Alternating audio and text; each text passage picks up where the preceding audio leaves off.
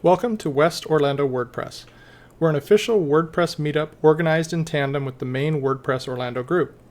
Our goal is to provide additional access to local WordPress meetup events for people who sometimes have difficulty traveling to downtown Orlando from the surrounding area for WordPress meetup events, or who need an option of other days to meet.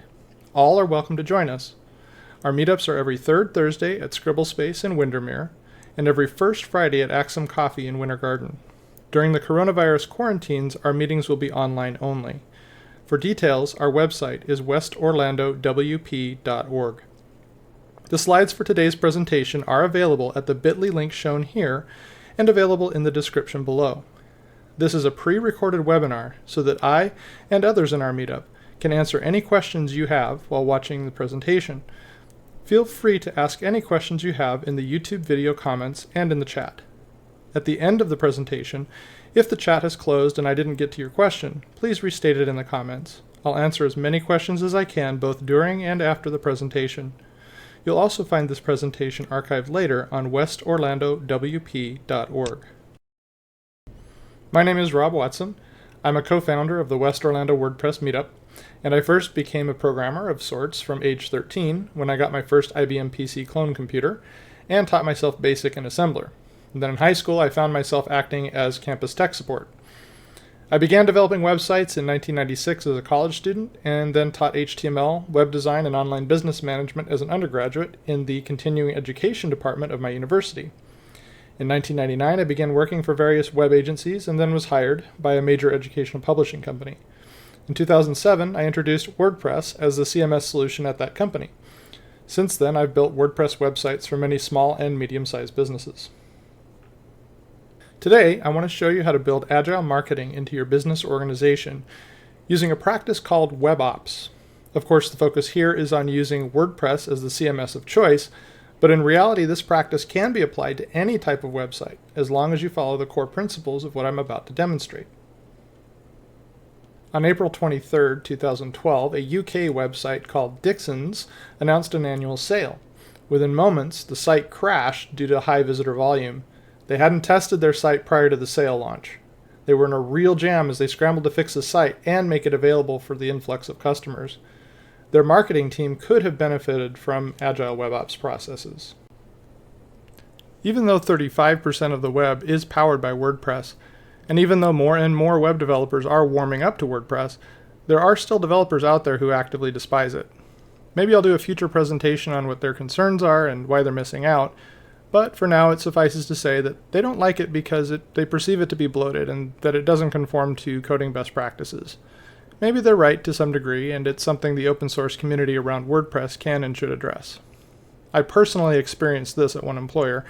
Marketing was begging for fast turnaround changes, and the development team had many other tasks that C-level management had prioritized over marketing's requests. So the marketing website languished. When WordPress was proposed as a solution just for the marketing website, the suggestion was roundly criticized, and the person who mentioned it was sanctioned for even suggesting it. And yet, a couple of years later, the marketing team was able to finally implement a WordPress website. So, as you can see, marketing people who love WordPress and developers who love to hate WordPress are having trouble getting along. Developers who insist on pure websites that don't rely on an open source CMS or that have fast but advanced and bespoke code are mainly acting in their own best interests as far as maintaining their standards. Again, that's understandable, but they're also being somewhat self-serving in that everything, even the slightest copy change, quite often has to go through them to be realized. Without an efficient content update protocol and process, this results in untenable delays and bottlenecks. Marketing changes get delayed days or weeks, while developers work it into overall site features. WebOps with WordPress can help repair that divide by giving marketers fast publishing workflows while allowing developers to work with their preferred tools and workflows and imposing as many standards as they can upon the underlying code. Today we'll cover what WebOps is, how to set it up in terms of the technology needed to support it, and an end-to-end demonstration of these principles working together in one of the many platforms available for this relatively new paradigm. I'll even briefly cover the process automation options available to developers on that platform.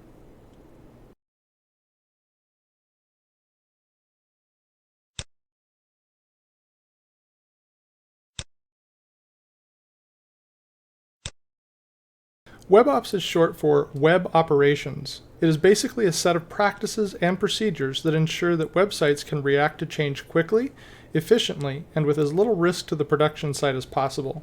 It relies on a rock-solid technology foundation, especially hosting, to separate various concerns, but also ensure that everything runs in concert with everything else.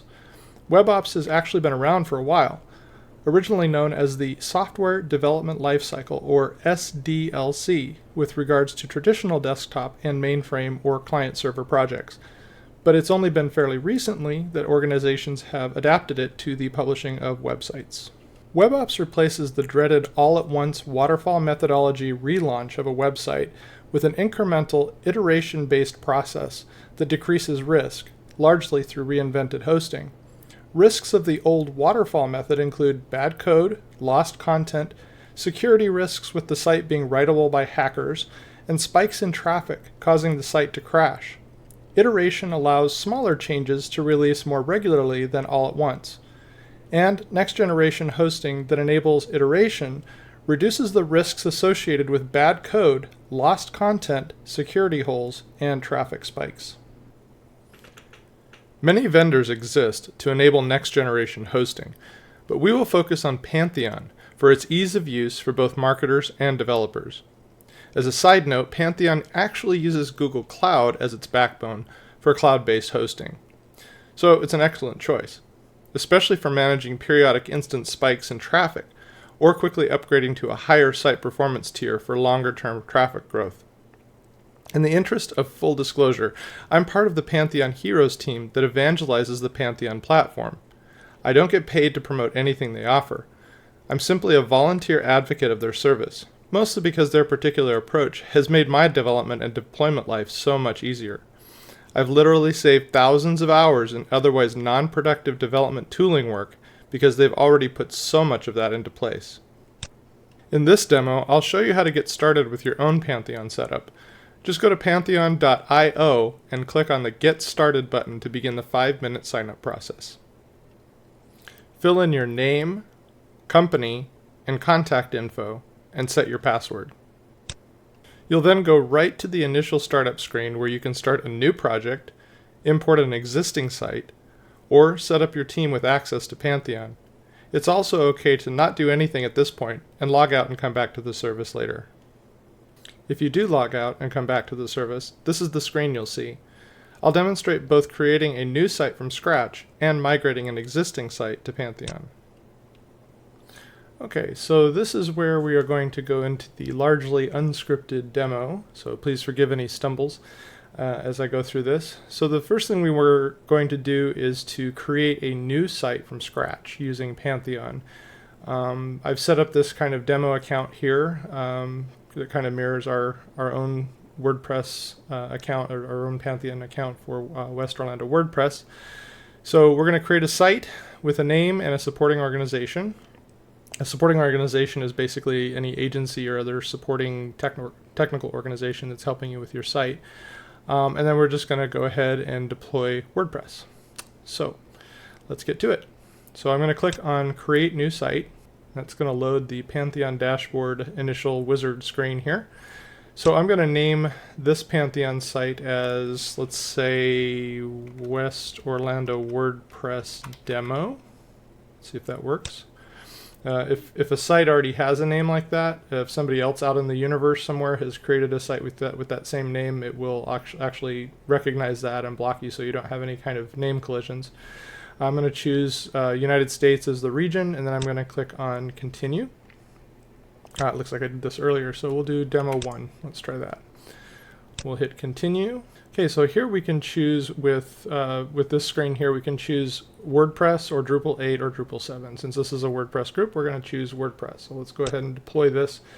This is a standardized WordPress setup that Pantheon has tuned for their platform, but it's basically the same WordPress that you would get from WordPress.org by downloading it.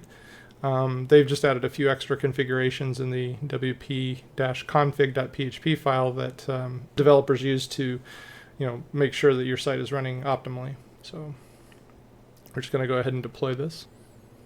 Okay, so now we have our WordPress set up and our new dashboard in Pantheon. So one thing I wanted to show you before we begin on other things is that you can add team members and organizations to your setup to collaborate with. If I click on this team icon up here, it shows me a pop-up showing who the site owner is and any team members that I may add through their email addresses, as well as any supporting organizations. So I'm going to add one supporting organization here. This can be an agency or another technology company that is partnered with Pantheon to help you out. So I'm going to search for a company called WebExtras. Okay, so this is WebExtras. I'm going to go ahead and add them as my supporting organization. Okay, now you can see that WebExtras has been added to the site as a supporting organization. This will become useful later on when we want to do things like multi-dev and do other things that that supporting agency will be able to help us with. So we'll go ahead and close the manage team and take a look deeper into some of what we're going to do here. First thing I'm going to do is I'm going to set up my new WordPress site. The problem is that right now it's still in kind of a pre-setup stage, so I'm just going to click on Site Admin. And that's going to take me to the installation screen where I choose my language and continue. Then I can choose my site title here, so we'll call this WOWP Demo 1 just for fun. I'll just do R. Watson here. We'll choose this password here as a strong password, which I'll change later. And then we will have, I'm just going to put rob.watson at webextras.com. Do that as my email for that. I'm going to discourage search engines from indexing the site while it's in dev mode. And one of the nice things about Pantheon is that when you do deploy to live, it automatically unchecks this for you. It's still a good idea to check that it was unchecked. Say that 5 times fast, but sometimes things can go kind of wonky depending on your configuration, but you'll definitely want to check this. But for the most part, Pantheon takes care of that for you. So we'll click on Install WordPress, and it will go through the rest of the installation process. And now we'll go ahead and log in. So there's that, and my password, logging in. And now I have a new WordPress setup. So now that we have a working dev instance of our site, we want to make sure that we are in the dashboard here that we are set to development mode of SFTP connection type. This will allow us to do what's called on-server development. It allows us to install WordPress plugins and themes and things like that. If we switch over to Git mode, which is a little bit more advanced topic, kind of locks down dev into a read-only mode. So we don't want to do that right now. We want to just be in SFTP mode so that we can go ahead and add whatever plugins we want to add. So first thing we're going to do is we're going to go into plugins, and I'm just going to add a nice little helper plugin called Pantheon Advanced Page Cache. First we need to make sure we go into Add New.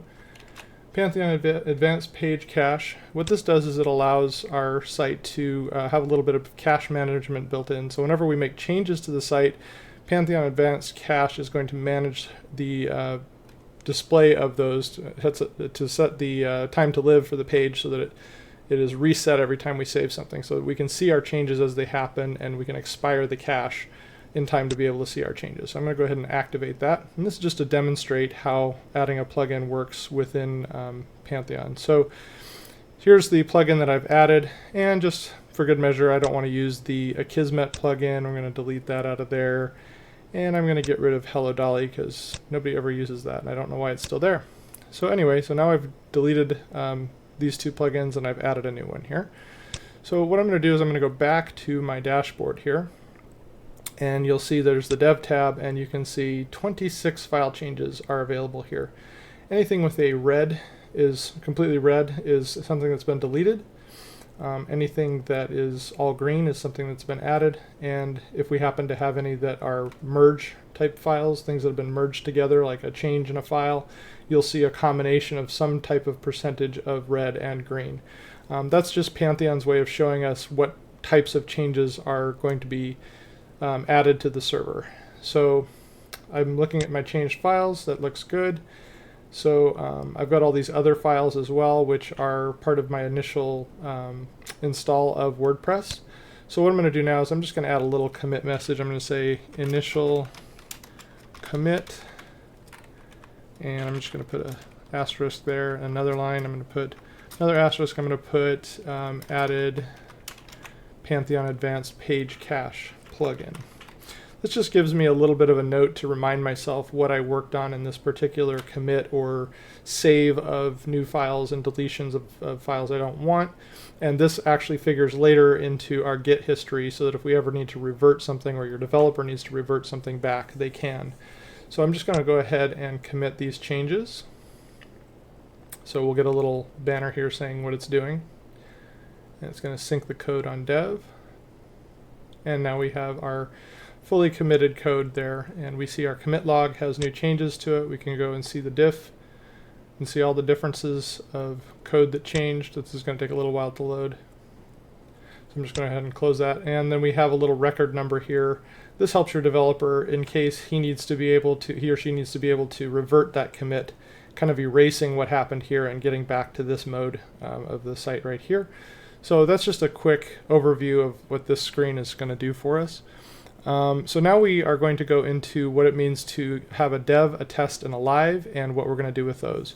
So I'm going to switch over to the test tab here. And I'm just going to say, right here, saying test your changes in a separate dedicated environment. If it works on test, it will work on live. So these two environments haven't yet been initialized, both test and live. So the first thing I'm going to do is I'm going to initialize the test environment. Okay, and then that test environment is now created. The next thing I'm going to do is just go ahead and initialize also the live environment.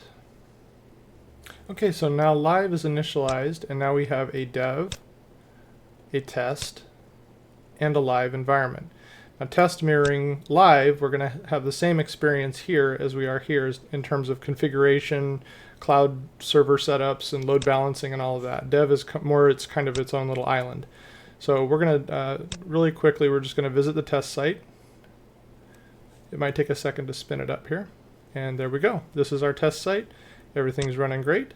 And we can also look at our live site. Visit live site. And everything's working great there.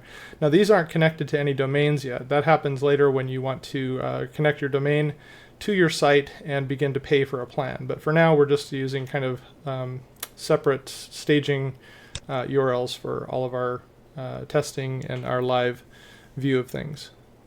So that is a basic workflow for starting a brand new site from scratch in Pantheon. All right, so we have already done the create a new site from scratch. Now we're going to migrate an existing site into Pantheon. And I've created kind of a demo site just to kind of demonstrate the capabilities that we have here. This is just a blank site that has some design to it. We're going to pretend that an agency has developed this site for us and that we're marketing and we're trying to move the site from the agency over to our own Pantheon account for them to support and manage for us and be our developer for. So what we're going to do is we're going to do this migration using a plugin, and we're going to suck all of that content and data and everything from the demo source site over to our target environment on a new Pantheon account. So let's go ahead and get this started. This is the site. It's just a kind of a travel agency website just thrown together with a kind of a template.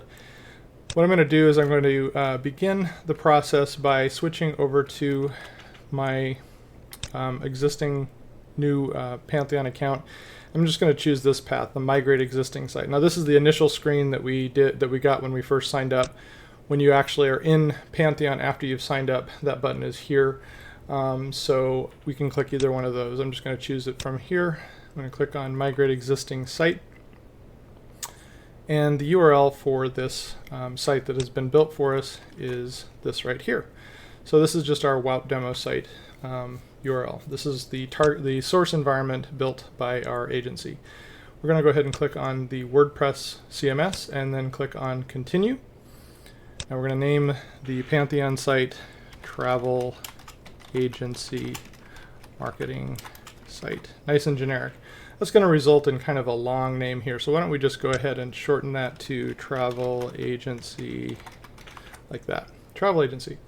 So that's just going to, this is not part of our WordPress setup. This is just to kind of mark it as something in Pantheon. So this is the name we'll have for it.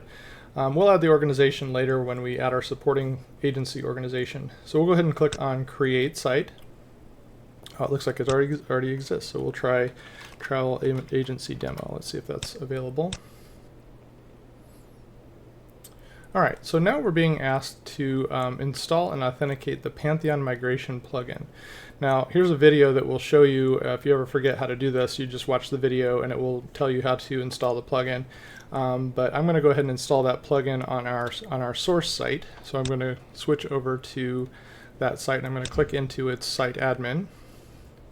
And I'm going to go to the plugins, add new.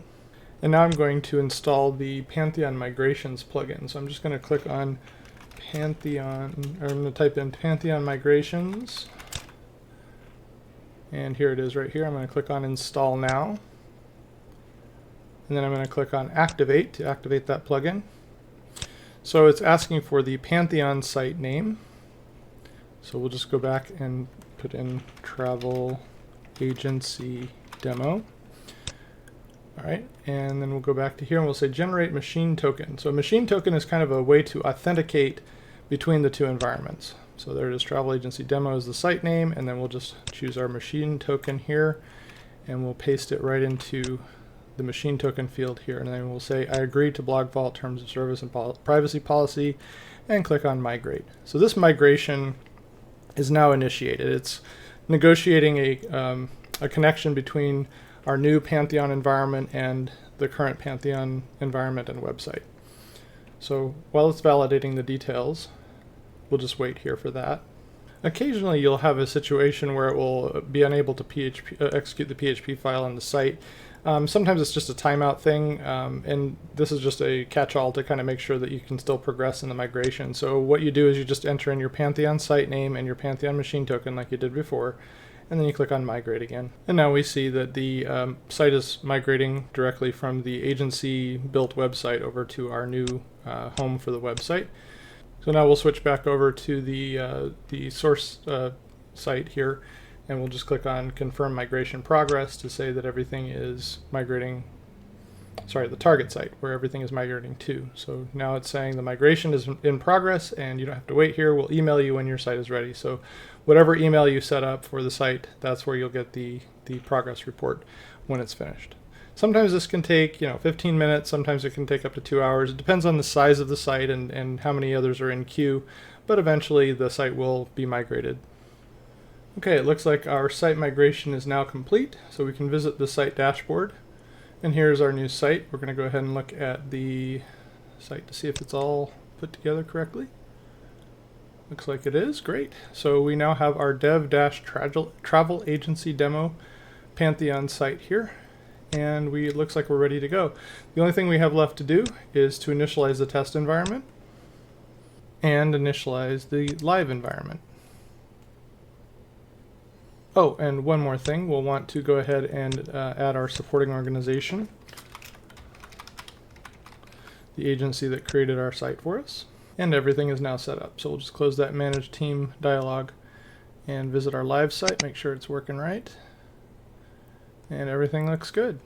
Looks like we're ready to go for some actual Agile marketing web ops, which we'll do next.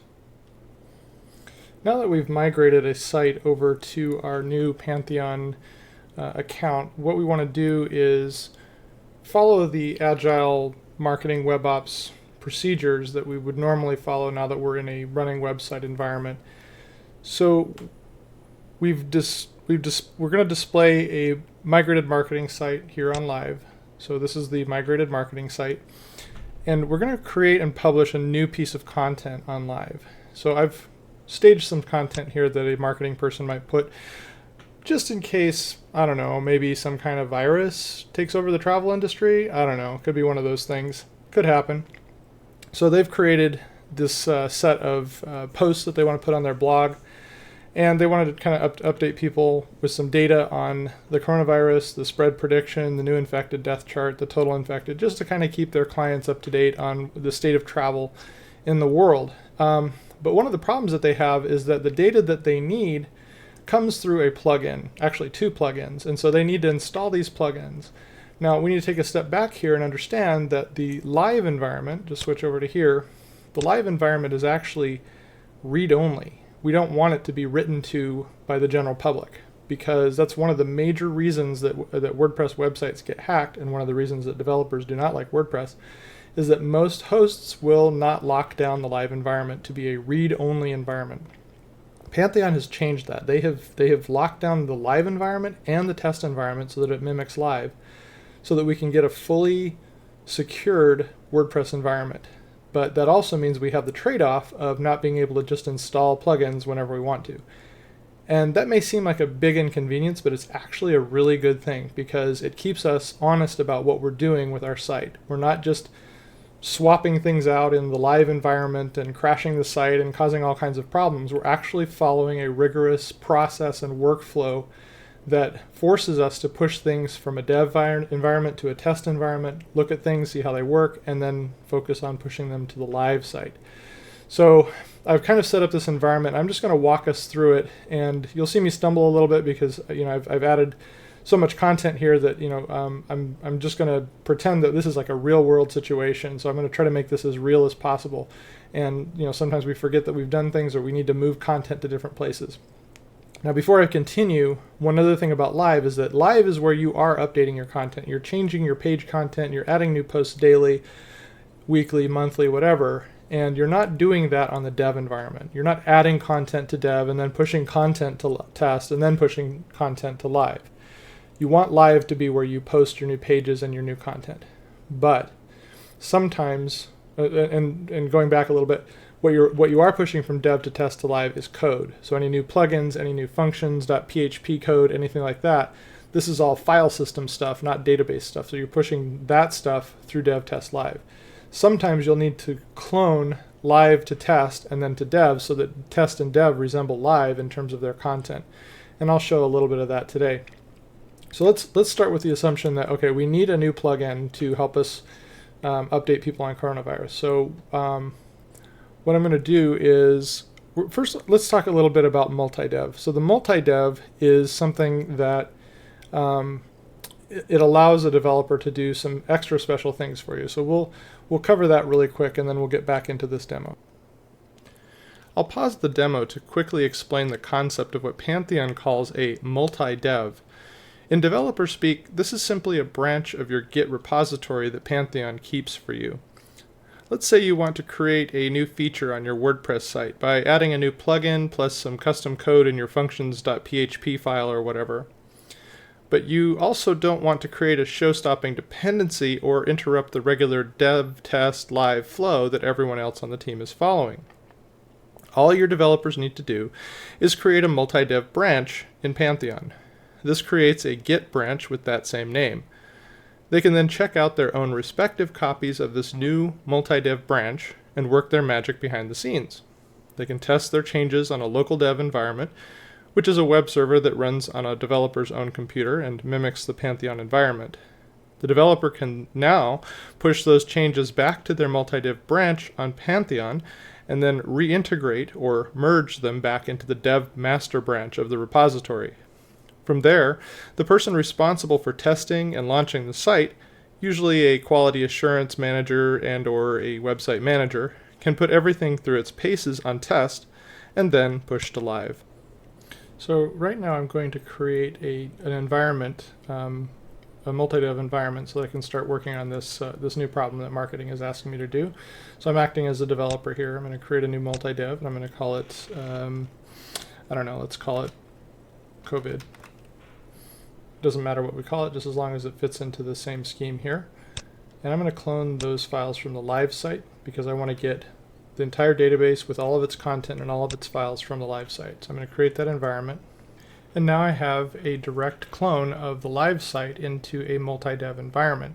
So I can start using this environment to do all of the development that I need to do. So if I click on this COVID environment and I switch it over to SFTP so that I can do a little bit of quick plugin adding and on-server development. And now I'm logged into the site itself, just in my instance of it as a developer, and I'm going to go ahead and add these plugins that marketing has requested. Now remember, this is not the live site I'm doing this to, it's my own multi-dev copy.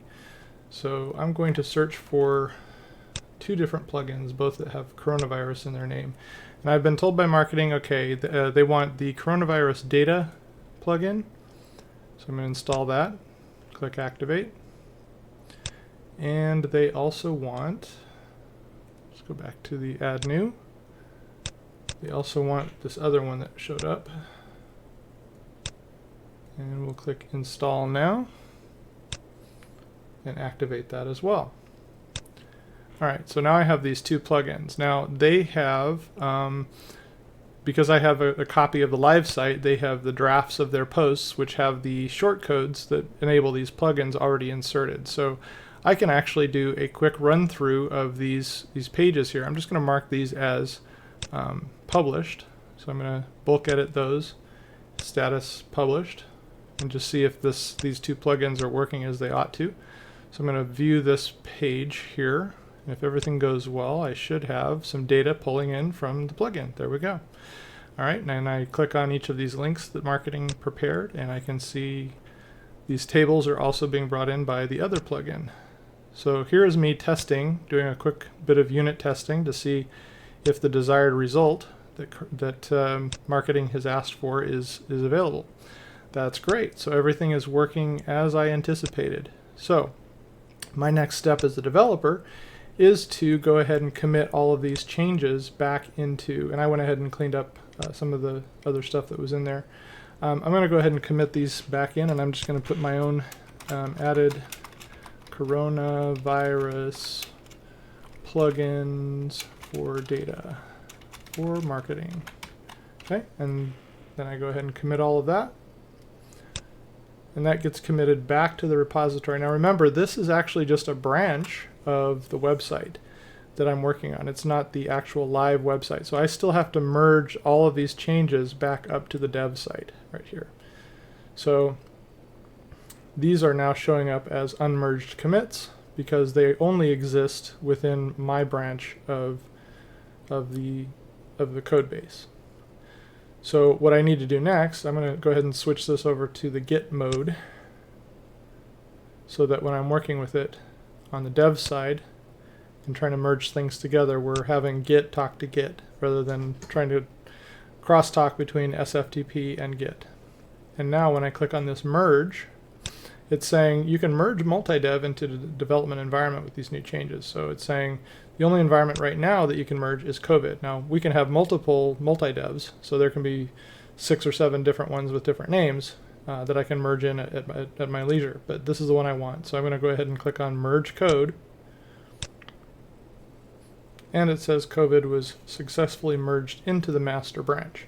Now dev could be out of sync with live. We don't know for sure whether dev has the same content as live does. So what we can quickly do is just do a database clone from the live environment to get all of marketing's latest content.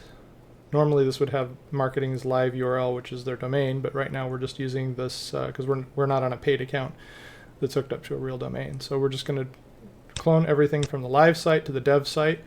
And let's go ahead and clear the caches to make sure that nothing is cached and we're getting the latest content. And we can do the same on the test side. But before we do that on the test side, we also have to do that same commit from that merge that we did to development.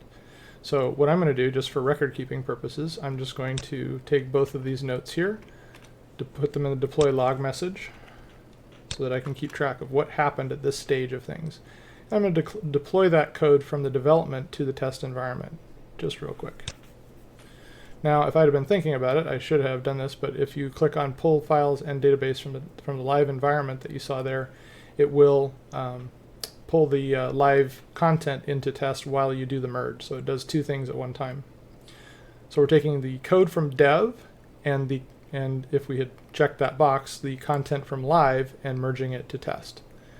And I'll just after this is done, I'll quickly merge the content from live to test. So we'll do database files clone from live to test, clear our caches, and clone.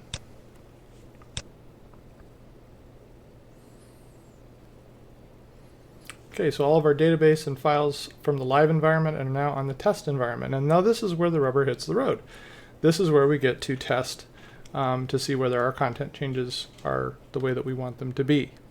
Now I'm on the test site again, and now I am going to go ahead and turn on the new plugins that we have installed. So I'm going to activate both of those. and I've gone ahead and enabled all of my blog posts that I've created to talk about coronavirus, and I've added a coronavirus item to the menu so that I can see what this will look like on the live site. So here's my coronavirus update item in the menu.